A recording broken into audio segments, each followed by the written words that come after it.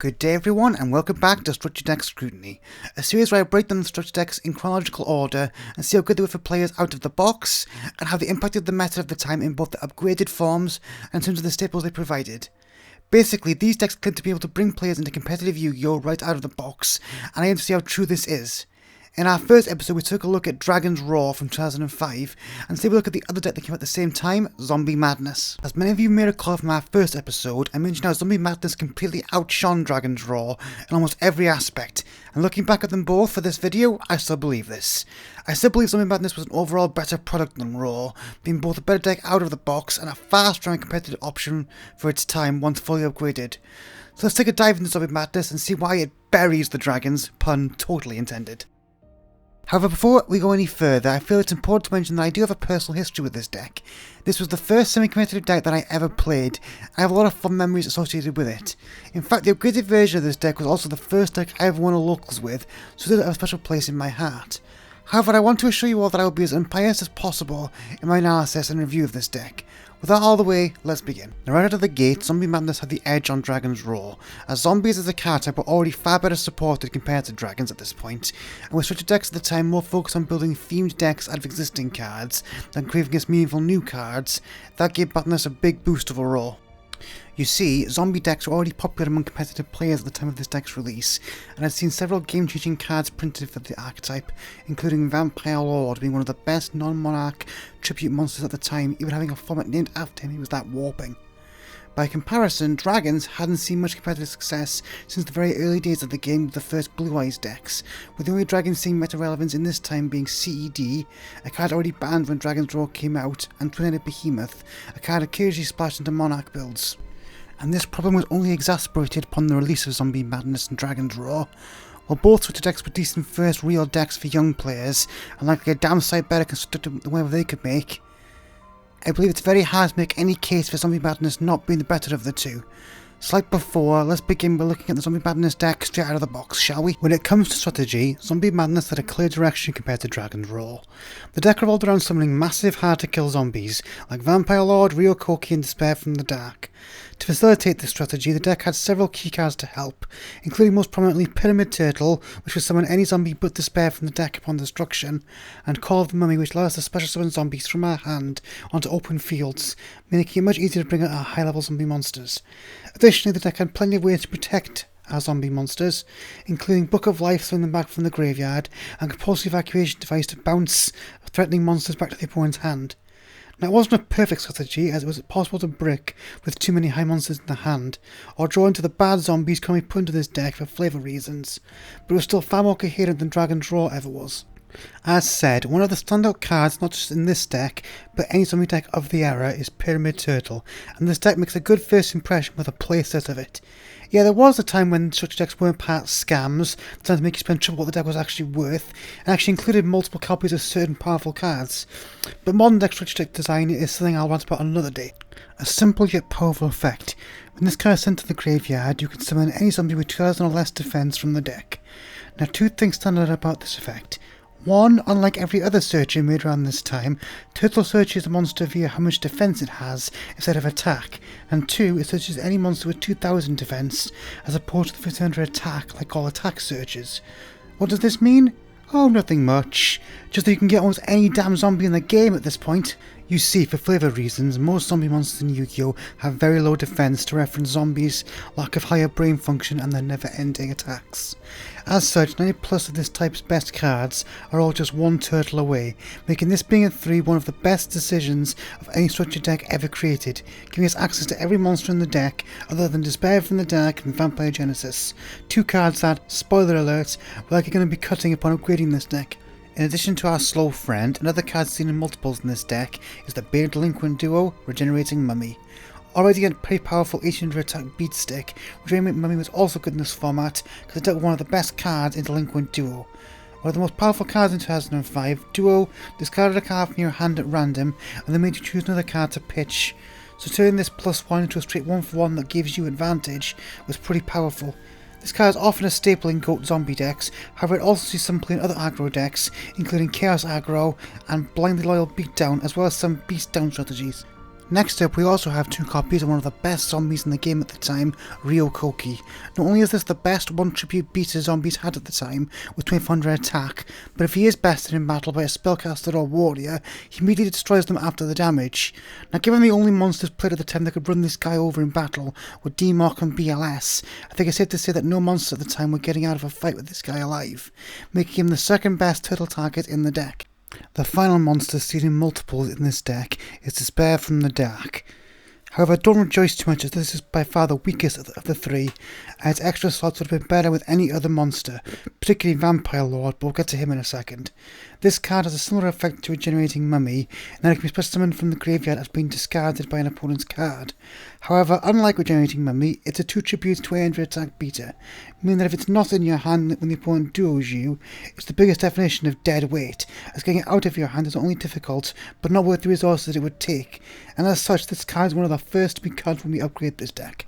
So with 3 Pyramid Turtles, Regenerating Mummies and Ryokokis in the deck, Zombie Madness starts off at a solid foundation, with multiple searches, beat sticks and good tribute monsters.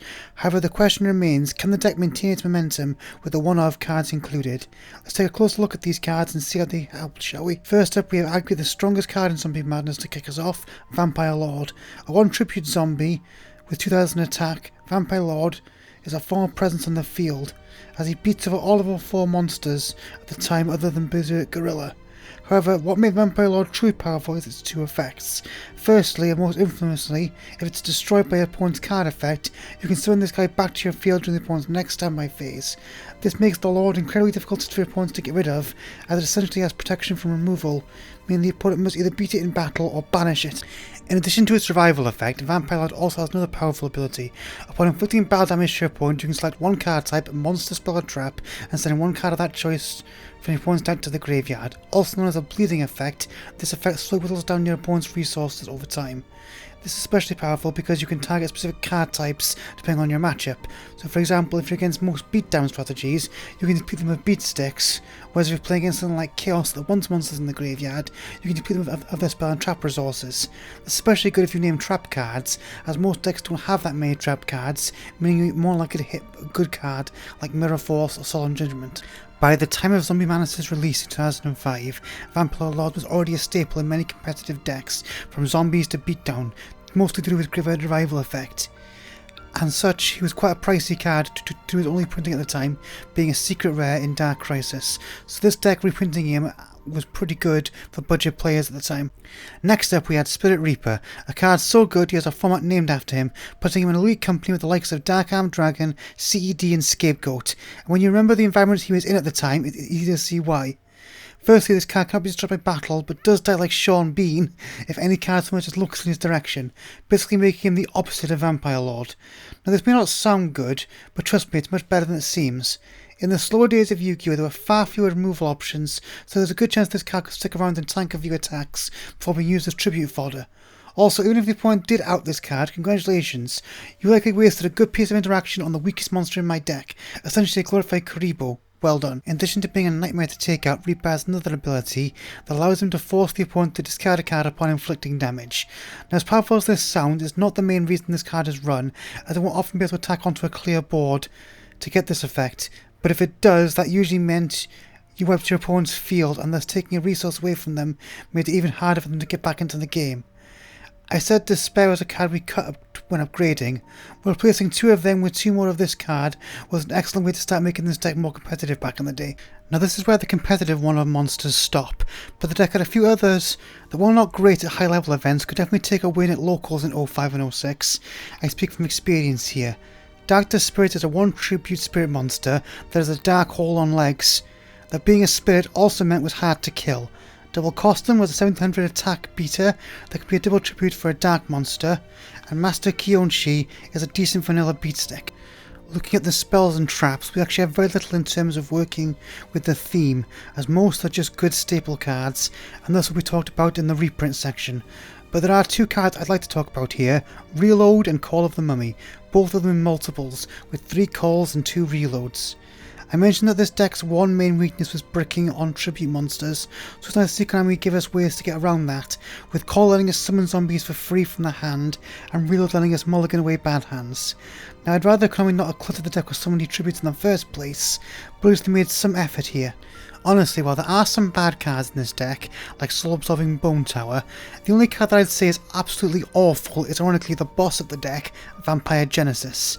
A 3000 attack monster, this card requires you to banish Vampire Lord to summon him, and allows you to discard one zombie a turn to revive one with a lower level from the graveyard. Where do you start with this guy? Firstly, he's unsearchable, meaning you need to rely on top decking to even play him. Secondly, unlike Red Eyes Darkness Dragon, you have to banish the monster needed to summon him, meaning you are literally giving up arguably your best card for good to play this guy. And finally, that effect. It's not the worst, but unless you get this guy out on like turn 2 or 3, you're likely to be in a position where bringing back weak zombies won't help you very much.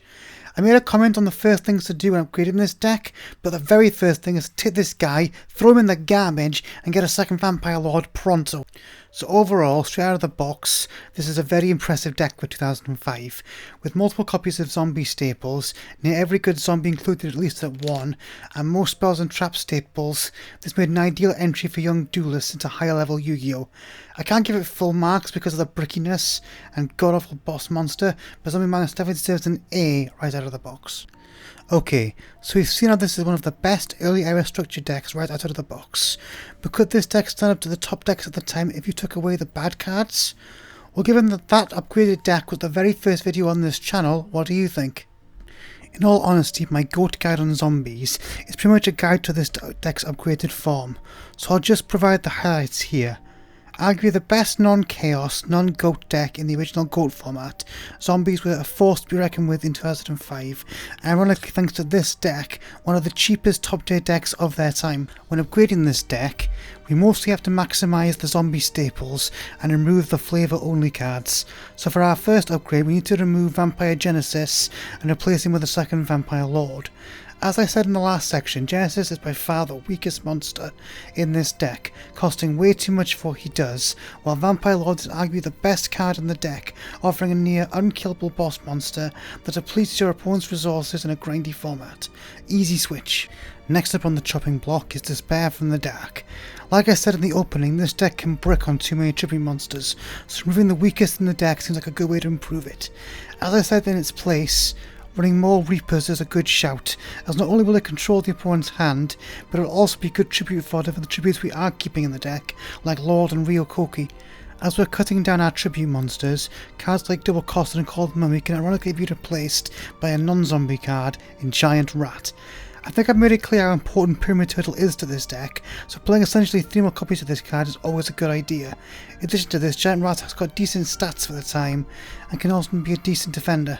Other than this, cards like Reload and Master Kyonshi likely won't make the cut, and should be replaced by staples of the time like Break of the Magical Warrior and Trap Infecting Virus. Once again, if you want a full upgrade guide on this deck, go watch the GOAT Guide number 1. I still think it's one of my best videos and I hope you'll enjoy it. So, Zombies are one of the best decks in both original and modern GOAT format, and this deck requires very few upgrades to get close to that level. Again, I feel like it would be unfair to give this deck anything less than an A. So we have one of the best out-of-the-box products from 2005, and an upgraded version that's not only the best deck a new player could play at the time, but arguably the second best deck at a competitive level. But what if you were given this deck as a gift, or played it for a while and didn't like it? Was this deck a good one to strip for parts and build new powerful decks at the time? Or is this the one area where Dragon's Roar tops this deck? Yeah, no. Now in all honesty, there isn't much difference between the two decks in this category, so again there is no reason to buy the weaker deck unless you really liked dragons. First up we have Compulsory Evacuation Device, which we have a full playset of in this deck. Yes, one of the best traps for aggro decks, I'd set 3 in this deck. The most powerful non-destruction removal trap, Compulse allows you to return one of the opponent's monsters to their hand. Now whilst cards like Ring of Destruction and Sakuratsu Armor were more heavily played at this time, due to them destroying a card rather than simply bouncing them, Compulse has some advantage in that it's more versatile than Armor, and has no negative effects on you like Ring. This is a great card for disrupting an opponent's strategies, and for clearing the way for attacks in aggro strategies. and it can also be especially effective against decks that rely heavily on one or two key monsters, like Ben-K or TK, or decks with monsters with high costs, like Chaos and Monarchs. Next we have Snatch Steal, quite possibly one of the most powerful cards ever printed. This spell card allows you to take control of one of your opponent's monsters for as long as it's equipped to that monster. Much like Change of Heart, this effect of stealing an opponent's card is very powerful, as not only does it give you a powerful monster, but it also denies your opponent the ability to use the monster themselves. This is especially good when facing down the many powerful one-offs played at the time, including Chaos monsters and some Monarchs. Just to give you an idea how powerful this card is, Change of Heart was already banned when this structure deck was first released, and in some ways Snatch Steal is even stronger, as it being equipped allows you to keep control of the monster for more than one turn, meaning that you can either tribute it off or keep it on board if it's good enough. In fact, this card was so good it would also join Change of Heart on the ban list about a year later, where it remains to this day, while Change is now off the list. Next in the broken reprint section is Pot of Greed, a spell card that allows you to draw 2 cards from your deck. I don't think I had to explain why this card is great, so like in my Dragon's Roar video, I'll just add that these 2 decks were the cards first reprint in a while, and that alone made these decks a good pickup for people looking to be more competitive back in 05. Next we have our back row hit in Heavy Storm and Giant Trunade. Both these cards are quite similar, with Storm destroying all back row and Trunade returning it all to the opponent's hand. Now in most cases Storm is the clear superior card, as popping back row is usually better than returning it. However, as we are an aggro deck, like I've explained in my GOAT guides, we really don't care where our opponent's back row is, as long as it's not on the field stopping us from attacking.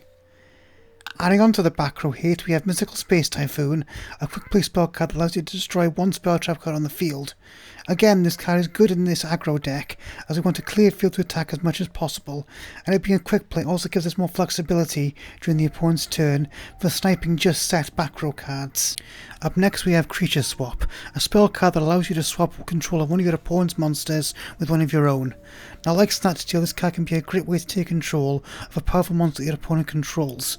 However, in this deck, this card's primary purpose is getting out our own big monster by giving our opponent a Pyramid Turtle, then running it over, possibly with the monster we just stole, before summoning a Vampire Lord or Ryokoki from the deck. Moving on to the traps, Dust Tornado is a trap card that allows you to destroy 1 spell trap card on the field, completing this deck's plethora of back row hate, as well as that of most of the decks at the time. It also has another effect that allows us to set a spell trap card from our hand after it resolves.